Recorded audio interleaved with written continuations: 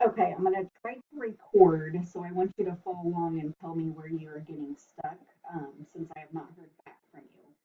So if you're logging in a HEMA, there's a couple different ways that you can do it, and I know students have different accesses, so it's going to depend. But when you are in your AHEMA, if you click on Learning Center,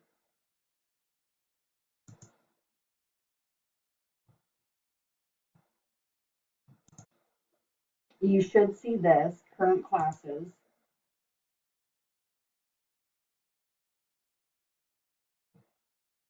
and then it's going to take you to the VLab. Once you're in the VLab, then are you clicking on application activities?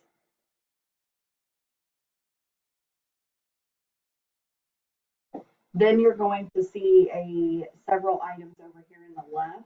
If you scroll down to authentic patient cases and then inpatient cases, depending on what the assignment is telling you to do,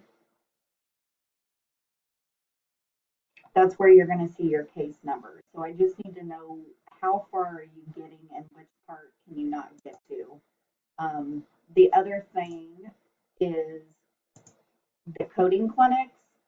So you have to have access to the coding clinics in order to complete the assignment.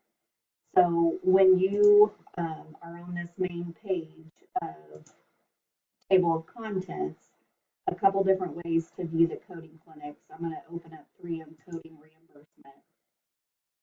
And then this link up here, if you launch this,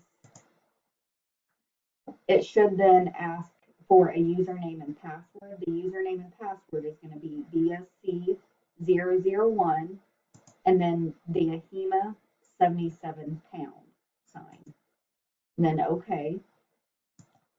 So if it's asking the discussion each week is going to ask you to list a coding reference. So you're going to go to references and then you're going to go to coding clinic.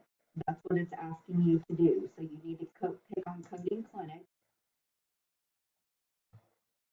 You can pick from here.